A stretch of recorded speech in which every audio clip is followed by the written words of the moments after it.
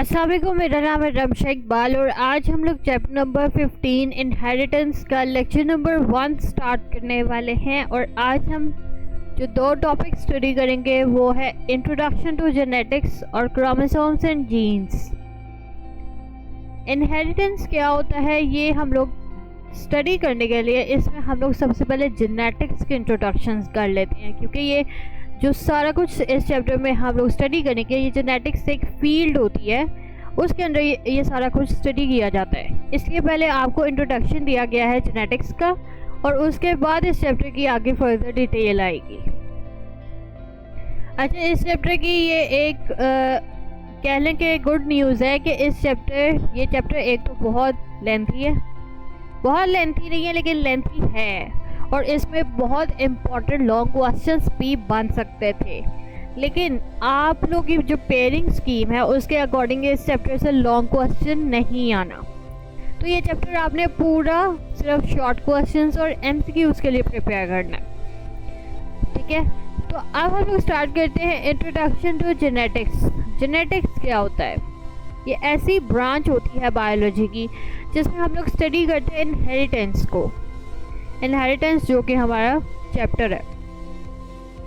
Inheritance क्या होता है जेनेटिक्स में? तो हम लोग इनहेरिटेंस के बारे में स्टडी करते हैं। अब इनहेरिटेंस क्या होता है? इनहेरिटेंस ये होता है कि जिसमें कैरेक्टरिस्टिक्स जो होती हैं, डिफरेंट कैरेक्टरिस्टिक्स हो सकती हैं, वो ट्रांसमिट होते हैं फ्रॉम पेरेंट्स टू ऑफस्प्रिंग्स, और इन कैरेक्टरिस्टिक्स को हम कहते हैं ट्रेट्स। यानी कि ट्रांसमिशन होती है ट्रेट्स की फ्रॉम पेरेंट्स टू ऑफस्प्रिंग्स।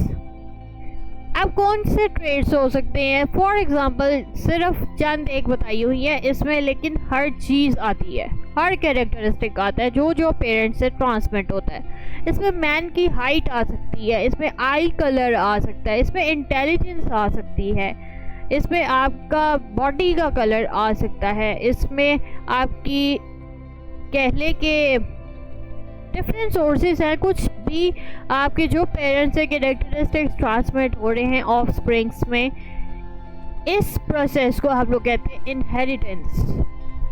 और अगर हम फील्ड की बात करें जिसमें ये सारा कुछ स्टडी किया जाता है वो है जेनेटिक्स। अब जो भी कैरेक्टरिस्टिक्स ट्रांसमिट होते हैं पेरेंट्स से ऑफस्प्रिंग, ये किस तरह से होती हैं? जीन ट्रांसमिशन होती है। जीन्स के अंदर क्या होते हैं? ट्रेट्स होते हैं। तो जैसे ही हमारे जीन्स ट्रांसमिट होंगे तो ट्रेट्स ऑटोमेटिकली ट्रांसमिट हो जाएंगे। अब होता क्या है कि हर पेरेंट से, दो पेरेंट्स हैं, हर पेरेंट से क्या होता है? इक्वल नंबर ऑफ क्रोमोसोम्स आते हैं और वो कंबाइन करते हैं ड्यूरिंग द फर्टिलाइजेशन, और फिर equal number of chromosomes transmit होता है टू द ऑफस्प्रिंग। अब क्रोमोसोम्स के अंदर क्या होता है? यूनिट्स होते हैं इनहेरिटेंस के, जिसे हम लोग जीन्स कहते हैं। क्रोमोसोम्स के अंदर क्या है? जीन्स हैं, और जीन्स के अंदर क्या है? ट्रेट्स हैं। जीन्स के अंदर क्या है? वो वाले कैरेक्टरिस्टिक्स है जो कि पेरेंट्स से ऑफस्प्रिंग में ट्रांसमिट होते हैं। अब इसमें जो है वो आपने कंफ्यूज नहीं होना, क्योंकि ये जो चैप्टर है ये थोड़ा सा कंफ्यूजिंग है कि किसके अंदर डीएनए है, किसके अंदर क्रोमोसोम्स है, किसके अंदर जीन्स है, किसके अंदर प्रोटीन्स है और किसके अंदर न्यूक्लियस है। ये सारा कुछ थोड़ा कंफ्यूजिंग है, तो आपका कंसेप्ट अगर क्लियर होगा तो ही आपको समझ आएगी। एक बात याद रखें कि हमारे पास सबसे पहले है क्रोमोसोम्स। क्रोमोसोम्स के अंदर हैं जीन्स, और जीन्स के अंदर हैं ट्रेट्स जो कि ट्रांसमिट हो रहे हैं। अब क्रोमोसोम्स के बारे में अब हम मज़ीद डिटेल में स्टडी करने वाले हैं। क्रोमोसोम्स और जीन्स के बारे में अगर हम बात करें, जीन्स जो होते हैं वो डीएनए से मिलके बने होते हैं। अच्छा, अब फिर दोबारा रिकॉल कर लें। क्रोमोसोम्स के अंदर थे जीन्स, और जीन्स किससे बने हुए हैं? डीएनए से। तो इस तरह नहीं लिखना कि क्रोमोसोम्स में डायरेक्ट अंदर डीएनए होगा। क्रोमोसोम्स के अंदर जीन्स हैं, जीन्स के अंदर क्या है? वो डीएनए से बने होते हैं जीन्स, ठीक है। अच्छा, बॉडी सेल्स की बात करें तो हमारे अंदर एक कांस्टेंट नंबर होता है पेयर्ड क्रोमोसोम्स का। हर एक बंदे के अंदर क्या है? 23 पेयर्स होते हैं क्रोमोसोम्स के, और अगर हम टोटल की बात करें तो वो होते हैं 46 क्रोमोसोम्स। हाँ, अगर किसी के अंदर 47 क्रोमोसोम हो गए या 45 क्रोमोसोम हो गए तो वो एबनॉर्मेलिटी आएगी उसके अंदर, ठीक ठीक है। नॉर्मल की बात करें तो हमारे अंदर 46 क्रोमोसोम्स होते हैं, यानी कि 23 पेयर्स होते हैं होमोलोगस क्रोमोसोम्स के। होमोलोगस क्रोमोसोम्स क्या होते हैं? जो भी दो क्रोमोसोम्स का पेयर जो होता है उसे हम लोग होमोलोगस क्रोमोसोम्स कहते हैं, ठीक है। मियोसिस होती है, उससे क्या होता है कि क्रोमोसोम के जो दो मेंबर्स होते हैं, होमोलोगस क्रोमोसोम में क्या होते हैं, दो क्रोमोसोम्स होते हैं, उनके दोनों क्रोमोसोम्स के जो एक एक मेंबर होगा वो सेपरेट होगा, और फिर उसके बाद उसने ट्रांसफ़र होना है इनटू ईच गैमीट, या तो स्पर्म आ सकता है या एग सेल्स। उन दोनों मेंबर्स ने जो है वो एक एक गैमीट के अंदर ट्रांसफ़र हो जाना है, ठीक है। अब हम स्ट्रक्चर की बात करते हैं क्रोमोसोम की। क्रोमोसोम का क्या स्ट्रक्चर होता है? क्रोमोसोम बना होता है क्रोमेटिन मटेरियल के साथ। अब ऐसा ऐसा थोड़ी कॉम्प्लेक्सिटी आ रही है, ठीक है। हम लोगों ने देखा है क्रोमोसोम्स के अंदर जीन्स होते हैं, जीन्स के अंदर ट्रेट्स होते हैं, और जीन्स जो है वो डीएनए से मिलकर बने होते हैं। और क्रोमोसोम का ओवरऑल स्ट्रक्चर बात करें तो वो क्रोमेटिन मटेरियल से बना होता है। क्रोमेटिन मटेरियल ही वो चीज़ है जिसके अंदर क्या होती है, डीएनए और प्रोटीन्स प्रेजेंट होती हैं। डीएनए वही है जो कि जीन्स जो होती है ना, हमें पता है ना कि डीएनए से बनी होती है, ठीक है। तो कॉम्प्लेक्स मटेरियल के अंदर क्या है, डीएनए और प्रोटीन्स प्रेजेंट होती हैं, जिसे हम लोग क्रोमेटिन कहते हैं। क्रोमोसोम किससे बना होता है? क्रोमेटिन मटेरियल से बना होता है, जिसके अंदर डीएनए और प्रोटीन्स होती है। प्रोटीन्स कौन सी होती है? मेनली बात करें तो इसके अंदर हिस्टोन प्रोटीन्स होती हैं। अब डीएनए क्या करता है, ये जो हिस्टोन प्रोटीन्स होती है इसके इर्द गिर्द रैप अप होना शुरू हो जाता है, ठीक है। वो जब इसके इर्द गिर्द रैप होता है तो एक राउंड से स्ट्रक्चर बनना शुरू हो जाता है। प्रोटीन्स के इर्द गिर्द जब डीएनए रैप करता है तो एक राउंड स्ट्रक्चर बन जाते हैं, जिसे हम लोग क्या कहते हैं, न्यूक्लियोसोम्स। और न्यूक्लियोसोम्स के इर्द गिर्द तो डीएनए प्रेजेंट है, लेकिन उनके दरमियान में भी डीएनए प्रेजेंट होता है। इस तरह से एक कह लें कि एक स्ट्रिंग है, उसके अंदर बीड्स प्रेजेंट हो, जैसे इस तरह का स्ट्रक्चर बन जाता है। अच्छा, अब न्यूक्लियोसोम्स के इर्द गिर्द फाइबर्स होते हैं जो कि क्या करते हैं, खुद को कंडेंस करते हैं, एक कॉम्पैक्ट फॉर्म बनाते हैं, जिसे हम लोग क्रोमोसोम कहते हैं। तो क्रोमोसोम का ओवरऑल स्ट्रक्चर किस तरह से बनता है कि क्रोमेटिन मटेरियल से होता है, जिसके अंदर डीएनए और हिस्टोन प्रोटीन्स होती हैं, और न्यूक्लियोसोम्स का स्ट्रक्चर बनाते हैं। न्यूक्लियोसोम्स के इर्द गिर्द क्या होता है, फाइबर्स होती हैं जो कि कंडेंस होंगी और क्रोमोसोम का स्ट्रक्चर बना देंगी, ठीक है। अब हम Watson Crick model of DNA की बात करें। 1953 में क्रोमोसोम का हम लोगों ने अब डिटेल में स्टडी कर ली है कि किस तरह से उसका स्ट्रक्चर होता है, ठीक है। अब हम लोग डीएनए के बारे में थोड़ा सा स्टडी करते हैं कि किसने इसको प्रपोज किया था, किस तरह से किया था, किस तरह इसका स्ट्रक्चर डिस्कवर किया था, ठीक है, प्रपोज किया था। अच्छा, अब 1953 में जेम्स वाटसन और फ्रांसिस क्रिक था जिसने प्रपोज किया था डीएनए का स्ट्रक्चर। फर्स्ट टाइम इन दोनों ने डीएनए का स्ट्रक्चर प्रपोज किया था। बहुत इंपॉर्टेंट एमसीक्यू है। अच्छा, इस मॉडल के अकॉर्डिंग क्या था कि डीएनए का मॉलिक्यूल पॉलीन्यूक्लियोटाइड स्ट्रैंड्स से मिलके बना होता है। अब खाली हम डीएनए की बात करें, डीएनए के अंदर क्या है, पॉलीन्यूक्लियोटाइड स्ट्रैंड्स हैं। पॉलीन्यूक्लियोटाइड का मतलब ये है कि इसके अंदर बहुत ज़्यादा न्यूक्लियोटाइड्स बने होते हैं, ठीक है, और न्यूक्लियोटाइड्स आपस में अटैच हुए होते हैं, और दो स्ट्रैंड्स जो है वो ये बनाते हैं जिसे हम लोग डीएनए का स्ट्रक्चर कहते हैं। दो स्ट्रैंड्स होते हैं ना जो कि इस तरह से जिगजैग सा स्ट्रक्चर बनाते हैं, जैसे हम लोग डीएनए कहते हैं। अगर सिंगल स्ट्रैंड होता है उसे आरएनए कहते हैं। अब ये जो दो स्ट्रैंड्स हुए होते हैं ये दोनों आपस में कोइल्ड हुए होते हैं, जिन्होंने क्या करना होता है, डीएनए का स्ट्रक्चर बनाना होता है। एक किस फॉर्म में बनाती है, ये डबल हेलिक्स की फॉर्म में इन्होंने स्ट्रक्चर बनाना होता है, यानी कि दो स्ट्रैंड्स हैं। डीएनए का स्ट्रक्चर सिंपल, आपने नेट में भी कई मरतबा देखा होगा, आपने खुद भी बनाया होगा कि दो स्ट्रैंड्स होते हैं, इस तरह से जिगजैग बने होते हैं। ये जो जिगजैग दो स्ट्रैंड्स की बनी होती है ये डबल हेलिक्स, इसका मतलब ये है, ठीक है।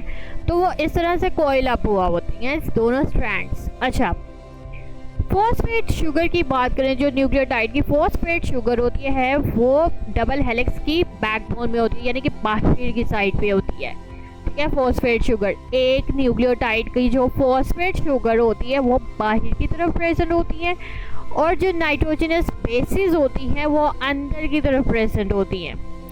अब नाइट्रोजनस बेस में जो एडेनिन होती है एक न्यूक्लियोटाइड की जो एडेनिन। अच्छा, आपको नाइट्रोजनस बेसिस का तो आइडिया होगा, एडेनिन, थाइमिन, साइटोसिन, ग्वानिन और या फिर आरएनए तो यूरासिल।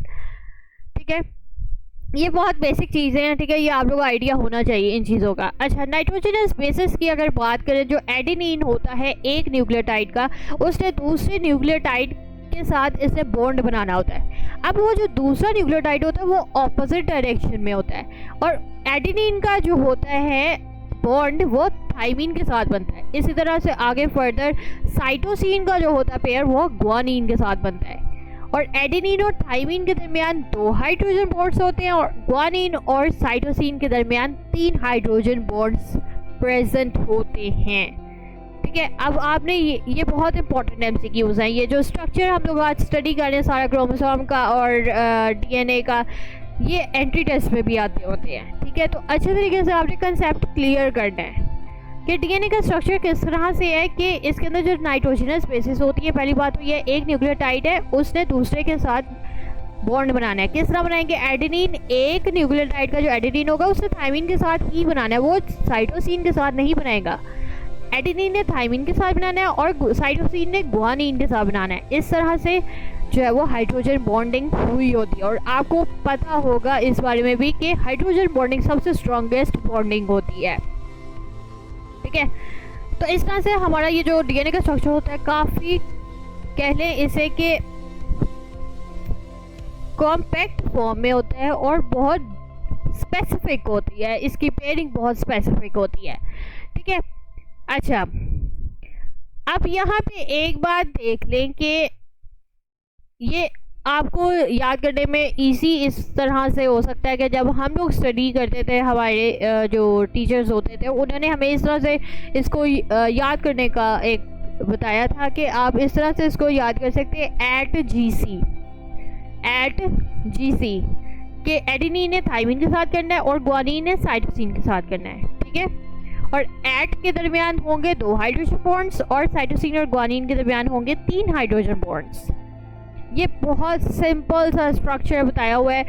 आप लोग जब आगे जाएंगे एफएससी में तो आप लोग सेकेंड ईयर में देखेंगे, बहुत डिटेल में सारा कुछ स्टडी करेंगे। अभी तो आप बिल्कुल बेसिक स्टडी कर रहे हैं। अच्छा, डीएनए रेप्लिकेशन की बात करें। रेप्लिकेशन का मतलब ये होता है कि एक डीएनए उससे आगे रेप्लिकेट करना है, यानी कि फर्दर डीएनए बनाने हैं। तो किस तरह से रेप्लिकेशन होगी? सबसे पहले जो डीएनए का डबल हेलिक्स होता है, 2 स्ट्रैंड्स जो होते हैं वो अनबाउंड होंगे यानी खुलेंगे, फिर उसके बाद 2 स्ट्रैंड्स जो है वो सेपरेट हो जाएंगे, और अब ये जो दोनों स्ट्रैंड होंगे ये एक्ट करेंगे एज अ टेम्पलेट, यानी कि अब ये दोनों ही जो स्ट्रैंड है ये एज अ टेम्पलेट एक्ट करेंगे, जिन्होंने क्या करना होता है, अपने साथ एक और स्ट्रैंड बनाना होता है, और फिर हमारे पास फर्दर आगे 2 डीएनए बनेंगे, क्योंकि आप ये दोनों टेम्पलेट के तौर पे एक्ट कर रहे हैं। अब होना क्या होता है कि जो इनकी नाइट्रोजनस बेसिस होती हैं वो पेयर बनाती हैं नए न्यूक्लियोटाइड्स के, जो नाइट्रोजनस बेसिस हो गए उनके साथ पेयर बनाना शुरू कर देंगी। फिर दोनों जो ये टेम्पलेट स्ट्रैंड्स होते हैं इस तरह से पॉलीन्यूक्लियोटाइड स्ट्रैंड्स के साथ एक स्ट्रैंड बना, मतलब पॉलीन्यूक्लियोटाइड स्ट्रैंड्स अपने सामने एक बनाना शुरू कर देंगे, क्योंकि उनके न्यूक्लियोटाइड्स अटैच होना शुरू हो गए।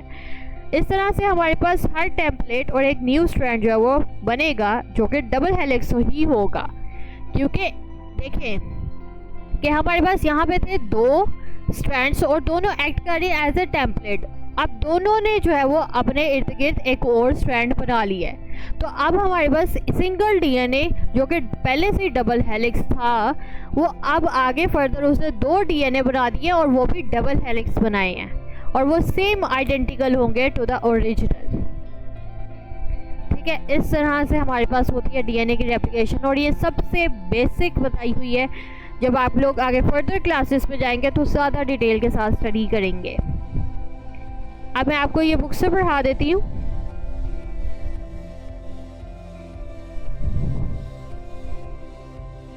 यहाँ से आज हम लोगों ने स्टार्ट किया। सबसे पहले हम लोगों ने देखा इंट्रोडक्शन टू जेनेटिक्स। जेनेटिक्स की आपने डेफिनेशन याद करनी है, ट्रेट्स क्या होते हैं, इसके अलावा क्रोमोसोम्स और जीन्स में क्रोमोसोम्स क्या होते हैं, क्रोमेटिन मटेरियल क्या होता है, न्यूक्लियोसोम्स क्या होते हैं, किस तरह से ये स्ट्रक्चर बनाते हैं। ये हमारे पास देखें, ये अंदर रेड कलर के क्या है, रेड कलर की बात कर रही हूँ, ये अंदर प्रोटीन्स है जो कि हिस्टोन प्रोटीन्स है, डीएनए उसके इर्द गिर्द कॉइल हुआ है, और ये हमारे पास पूरा एक न्यूक्लियोसोम है, ठीक है, जिसमें क्या हुआ है, हिस्टोन प्रोटीन्स के इर्द गिर्द डीएनए रैप हुआ है, और इन न्यूक्लियोसोम्स के दरमियान में भी डीएनए प्रेजेंट है। इस तरह से ये स्ट्रक्चर बनाते हैं।